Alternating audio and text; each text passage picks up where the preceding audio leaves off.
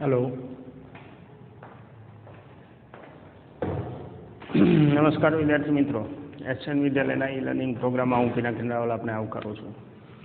Last લેક્ચરમાં આપણે ખાલી ઇન્ટ્રોડક્શનની જ વાત કરી હતી કે ભાઈ ચેપ્ટર 11માં આપણે ભણવાનું છે શું।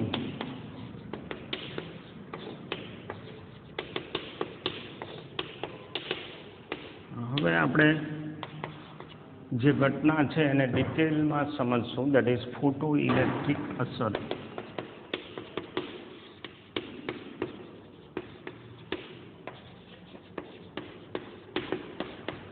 કોને કહેવાય? સ્વચ્છ કરેલી ધાતુની સપાટી ઉપર યોગ્ય એવી ઊંચી આવૃત્તિનો પ્રકાશ અથવા તો યોગ્ય એવી ઊંચી આવૃત્તિનું વિકિરણ જ્યારે આપાત કરવામાં આવે ત્યારે ધાતુમાંના ઇલેક્ટ્રોન જો આપાતની ઉર્જા, આપાત વિકિરણની ઉર્જા એની લઘુત્તમ રિક્વાયરમેન્ટ કરતાં એટલે કે વર્ક ફંક્શન કરતાં વધુ હોય તો ઇલેક્ટ્રોન બહાર ઉત્સર્જાઈને ફેંકાય છે। આ જે ઘટના છે એને ફોટો ઇલેક્ટ્રિક અસર કહેવાય। જે ઇલેક્ટ્રોન છે એને આપણે ફોટો ઇલેક્ટ્રોન નામ પાડી શકીએ। હવે આ ઘટનામાં સંકળાયેલી રાશિ કઈ સમજો। આપાત વિકિરણની તીવ્રતા, આપાત વિકિરણની આવૃત્તિ, આપાત વિકિરણની તીવ્રતા, આપાત વિકિરણની આવૃત્તિ, ઉત્સર્જાતા ફોટો ઇલેક્ટ્રોનની સંખ્યા એટલે કે ફોટો ઇલેક્ટ્રિક પ્રવાહ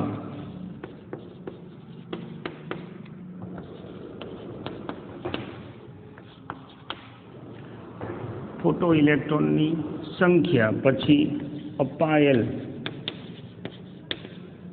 વીજ સ્થિતિમાન। આ બધી રાશિનો ઇન્ટરડિપેન્ડન્સ આપણે ભણવાનું છે। વન્સ અગેન ફોટો ઇલેક્ટ્રિક અસર કહેવાય કોને? ધાતુની સપાટી ઉપર યોગ્ય એવી આવૃત્તિનું વિકિરણ આપાત કરતાં અંદરથી ઇલેક્ટ્રોન બહાર ખેંચાઈ આવવાની જે ઘટના છે એને ફોટો ઇલેક્ટ્રિક અસર કહેવાય। ઉત્સર્જાતા ઇલેક્ટ્રોનને ફોટો ઇલેક્ટ્રોન કહેવાય। હવે એ નોંધવા માટે મેં 2 લેક્ચરમાં વાત કરી હતી કે હર્ટ્ઝ જે છે એને સૌથી પહેલાં અવલોકન કરેલું છે કે ભાઈ આવી રીતે ધાતુની પ્લેટ ઉપરથી ઇલેક્ટ્રોન બહાર ખેંચાઈ આવે જેને આપાત વિકિરણની આવૃત્તિ સાથે કોઈ સંબંધ છે। લિનાર્ડ અને હોલબેક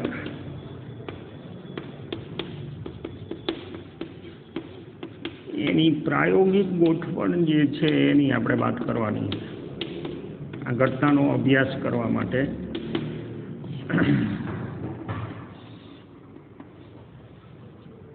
ફોટો ઇલેક્ટ્રિક અસરનો અભ્યાસ કરવા માટે એક આવી કાચની પેટી શૂન્ય અવકાશ કરેલી, અહીંયા સોર્સ આ જે છે એ ક્વાર્ટઝ વિન્ડો છે જેને ખોલી અથવા વાસી અથવા અડધી બંધ કરી અને તીવ્રતા જે છે જથ્થો આપાત વિકિરણનો એને બેલેન્સ કરી શકાય। આ ઉત્સર્જક છે કોનો? વિકિરણ તમે જે પાડો છો એનો ઉત્સર્જક છે। 2 ધાતુની પ્લેટ સામાન્ય રીતે ફોટો સંવેદી ધાતુ મતલબ કે જે આપાત વિકિરણને રિસ્પોન્ડ કરે એવી કોઈ ધાતુ લઈ અને એને જોડી દેવાની છે આપણે। બીજી એક પ્લેટ જે છે એને આપણે એનોડ નામ પાડશું, એ એક પ્લેટ લેવાની છે। હવે આ બંનેના કનેક્શન જે છે એ કમ્યુટેટર આરે કરી દેવાના છે આપણે।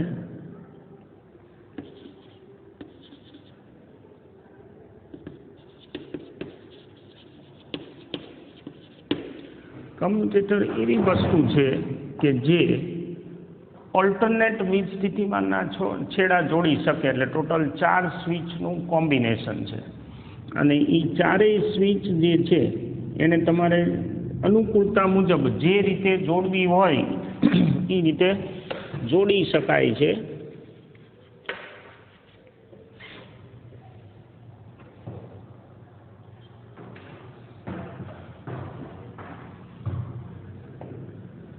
અહીંથી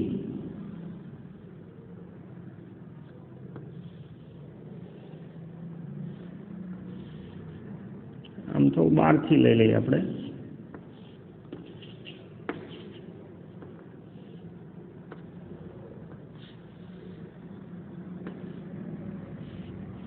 એક સર્કિટ જે વિદ્યુત સ્થિતિમાન આપી શકે, જરૂર પડે તો પ્રવાહને કંટ્રોલ કરવા માટે રેઝિસ્ટન્સ, અને અહીંયા એમ્પિયર મીટર જે માઇક્રો એમ્પિયરમાં પ્રવાહ નોંધે.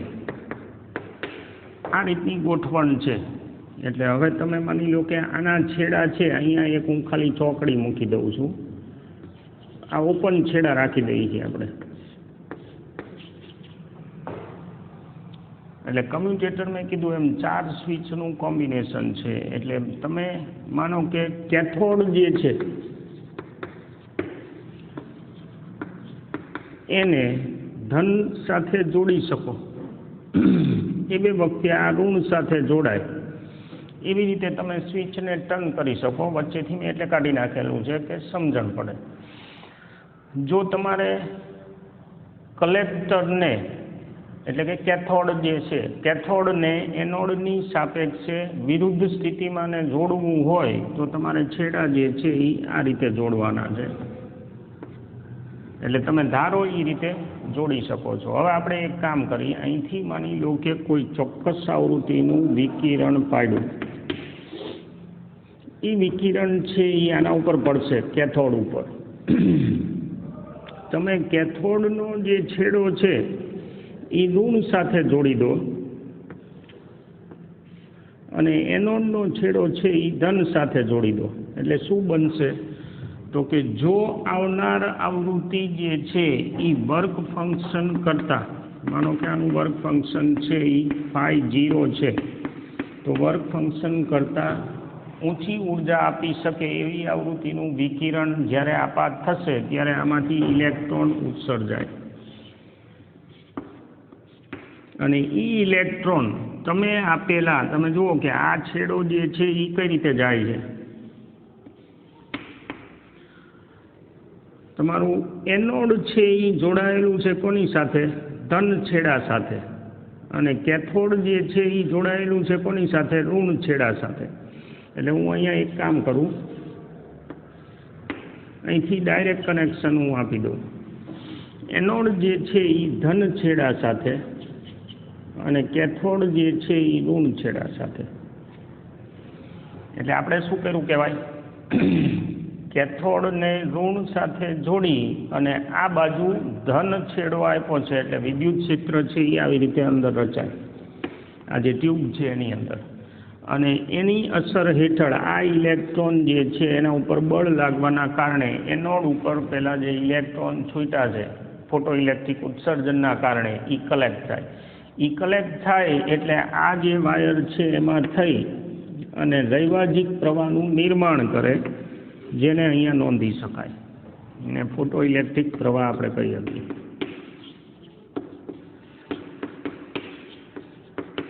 હવે આ પ્રયોગમાં શું શું જે રાશિઓ છે, ચલ રાશિઓ, એનું એકબીજા સાથેનું અનુસંધાન કેવું છે એ ખાસ કરીને આપણે સમજવાનું છે. તો સૌથી પહેલાં આપણે એક કામ કરી,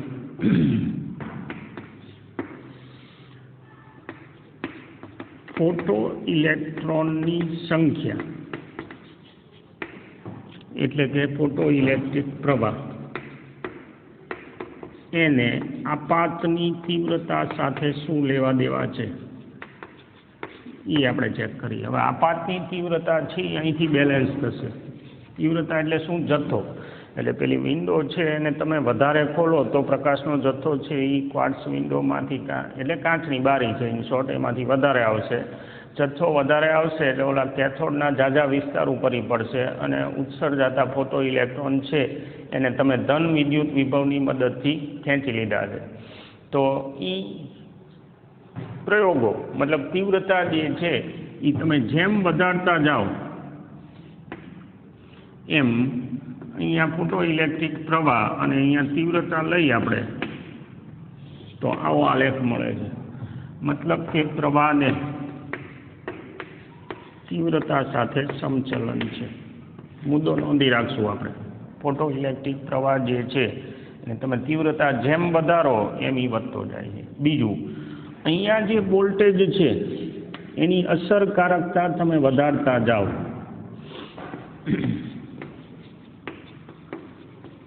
અપાયેલ વીજ સ્થિતિમાન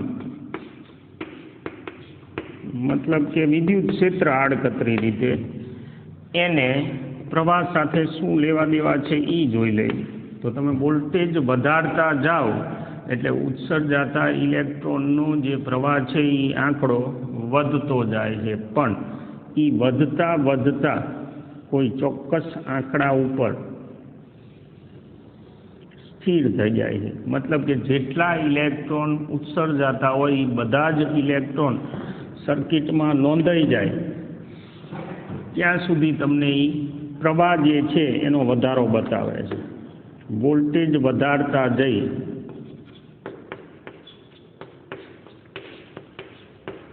એમ પ્રવાહ જે છે એ વધતો જાય છે અને કોઈ એક ચોક્કસ આંકડા ઉપર તમને સંતૃપ્ત પ્રવાહ મળે છે સેચ્યુરેશન કહેવાય મતલબ શું થયો જેટલા ઉત્સર્જાતા ફોટો ઇલેક્ટ્રોન છે એ બધા જ કેચઅપ થયા હવે તમે છેડા બદલાવી નાખો તો શું થાય છે માનો કે આ છેડા છે એ આપણે ઊંધા કરી નાખીએ મતલબ કે જે કલેક્ટર જે છે એને ધન સાથે જોડી દો અને આ જે છે કેથોડ છે એને ધન સાથે જોડી દો અને એનોડ છે એને ઋણ સાથે જોડો એટલે એવું કહેવાય કે કેથોડની સાપેક્ષે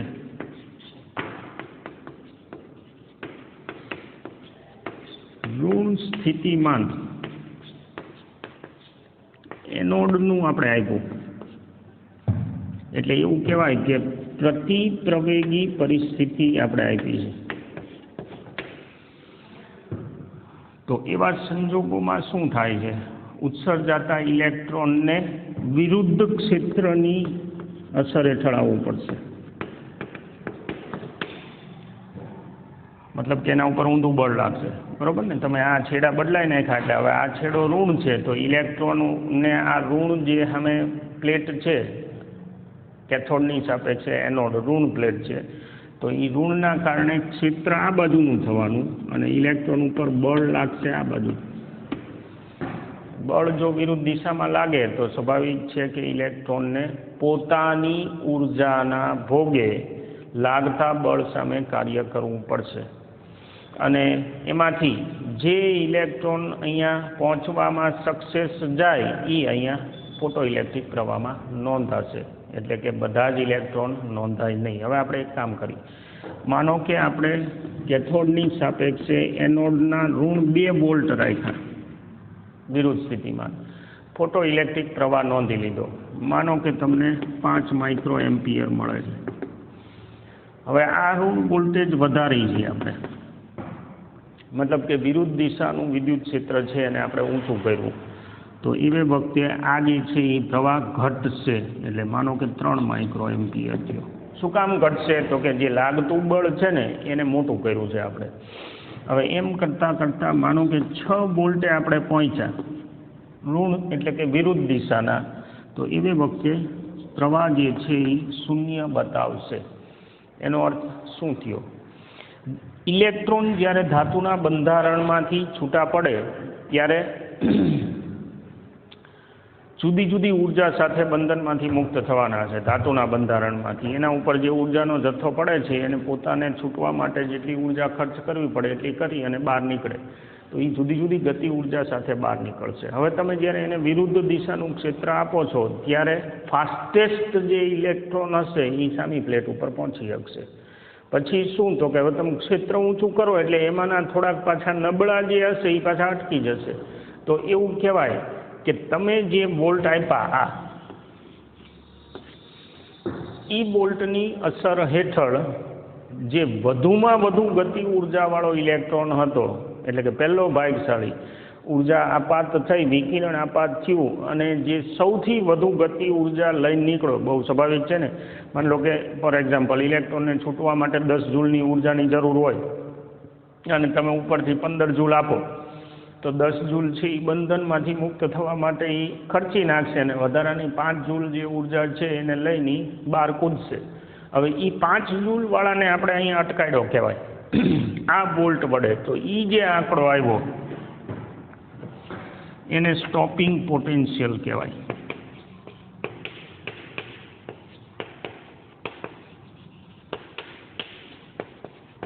સ્ટોપિંગ પોટેન્શિયલ V0. વ્યાખ્યા શું? કેથોડની સાપેક્ષે એનોડના જે ઋણ લઘુત્તમ વોલ્ટેજે ફોટો ઇલેક્ટ્રિક પ્રવાહ શૂન્ય થાય એને સ્ટોપિંગ પોટેન્શિયલ કહેવાય. જે આડકતરી રીતે ઉત્સર્જાતા ફોટો ઇલેક્ટ્રોનની મહત્તમ ગતિ ઉર્જા સૂચવે છે. સમજો વસ્તુને. ફાસ્ટેસ્ટ ઇલેક્ટ્રોનને આપણે આના વડે અટકાવેલો છે, એટલે તમે એવું કહી શકો કે ઉત્સર્જાતા ઇલેક્ટ્રોનની મહત્તમ ગતિ ઉર્જા છે એ V0 જેટલી હોય. બરોબર ને? V0 તો શું છે? 1 કુલમ માટે. તો E કુલમ માટે કેટલું? V0. એટલે આટલી ઉર્જાનો ઇલેક્ટ્રોન અંદરથી ફાસ્ટેસ્ટ નીકળો છે.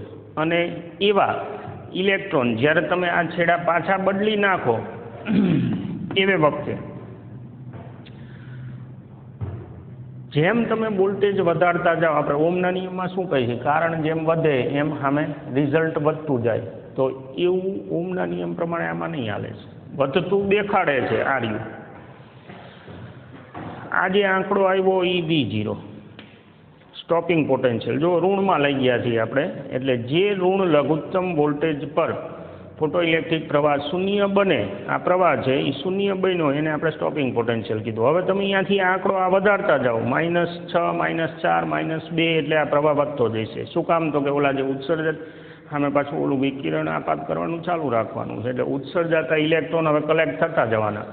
એ થતાં જ્યારે પૂરતા બધા જ ઇલેક્ટ્રોન આવી જશે ત્યારે તમને સંતૃપ્ત પ્રવાહ મળશે. હવે આ સંજોગોમાં બાકીની રાશિ છે કઈ? તીવ્રતા અને આવૃત્તિ અચળ રાખી છે આપણે.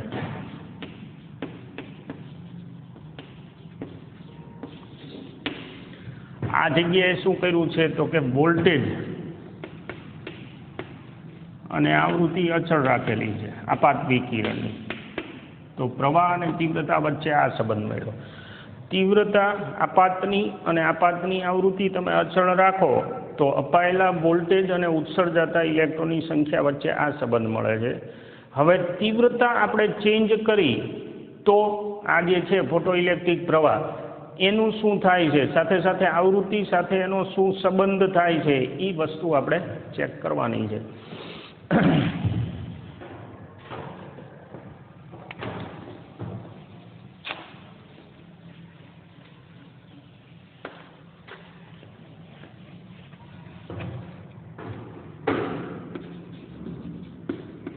તીવ્રતા અને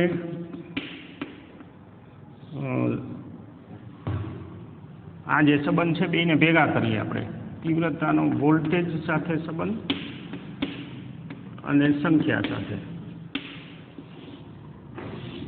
માનો કે હું અહીંયા ફોટો ઇલેક્ટ્રિક પ્રવાહ લઉં,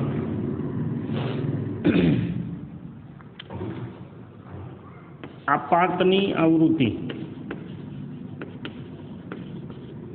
અચળ રાખી છે અને હું તીવ્રતા ચેન્જ કરું છું. માનો કે સ્ટોપિંગ પોટેન્શિયલ આ છે -6 વોલ્ટ કે -7 વોલ્ટ જે છે. તો અહીંયાથી તમને આ એક ગ્રાફ મળ્યો જે સેચ્યુરેશન સુધી જવાનું કોઈ પર્ટિક્યુલર તીવ્રતા I1 માટે. હવે હું તીવ્રતા વધારું, આ જે આપણે ગ્રાફ દોર્યો ને એ જ વસ્તુ છે, પણ આ સમપ્રમાણ જે છે એ સમપ્રમાણ વળી પાછું ક્યાં સુધી? સેચ્યુરેશન કરંટ સુધી. હું તીવ્રતા વધારું, મતલબ ઓલી બારી જે છે એ સહેજ વધુ ખોલો તો ગ્રાફ આવો મળે છે. એમાં I2 > I1 છે. હજુ હું માની લો કે તીવ્રતા વધારું તો ગ્રાફ આવો મળે છે, મતલબ કે તીવ્રતા જેમ જેમ વધતી જાય એમ ફોટો ઇલેક્ટ્રિક પ્રવાહ જે સેચ્યુરેટેડ છે એનું પીક મોટું થતું જાય છે. આજે આપણે વાત કરી પ્રવાહ અને તીવ્રતાને લેવા દેવા છે, પણ એની સામે ઉત્સર્જાતા ધ્યાન રાખજો, આ શું છે? Stopping potential. હકીકતમાં શું છે?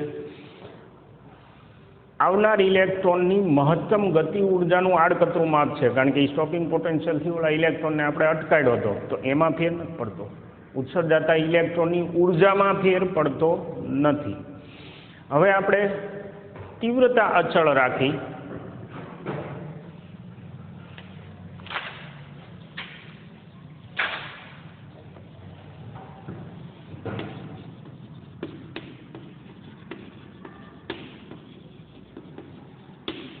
અને આવૃત્તિનું શું થાય છે? આવૃત્તિનું વોલ્ટેજ સાથે સંબંધ અથવા સંખ્યા સાથે સંબંધ જોઈ લઈએ. એટલે આપણે બારી ફિક્સ ખોલી નાખી છે, અડધી કે આખી ગમે તે, અને જુદી જુદી આવૃત્તિના વિકિરણનું આપાત કરવું. માનો કે F1 આવૃત્તિનું વિકિરણ આપાત કરવું ત્યારે સ્ટોપિંગ પોટેન્શિયલ આ મળે છે. પછી F2 આવૃત્તિ એના કરતાં વધારે હોય, માની લો કે દ્રશ્ય પ્રકાશ હોય તો એમાંથી આપણે અલ્ટ્રાવાયોલેટ જે છે એ આપાત કરી તો આ પરિસ્થિતિ મળે છે. કોઈ ચોક્કસ તીવ્રતા માટેની વાત છે, એ વખતે સ્ટોપિંગ પોટેન્શિયલ કંઈક બીજો મળ્યો. હજુ હું F3 વધારે રાખું તો એ વખતે સ્ટોપિંગ પોટેન્શિયલ હજુ વધારે મળે છે. પણ દરેક વખતે જે સંતૃપ્ત પ્રવાહ છે એ એક જ મળે છે.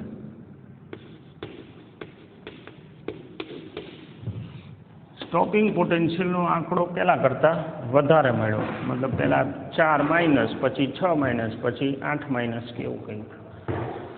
આ પ્રાયોગિક અવલોકન થયા.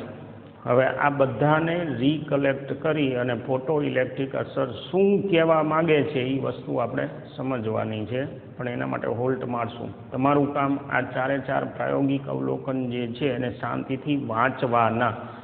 2 વખત વાંચશો ત્યારે મગજમાં બેસશે, અને એ મગજમાં બેઠા પછી વધારે ભેજું દોડાવી અને આપણે આનું નિદાન કરવાનું છે. એટલે આ પ્રાયોગિક અવલોકન ઉપર આપણે હોલ્ટ મારી દઈએ છીએ. શું થાય છે એ આપણે જોયું. હવે શું કામ થાય છે એની ચર્ચા આપણે નેક્સ્ટ લેક્ચરમાં કરશું. અલ્પવિરામ કરી. Thank you.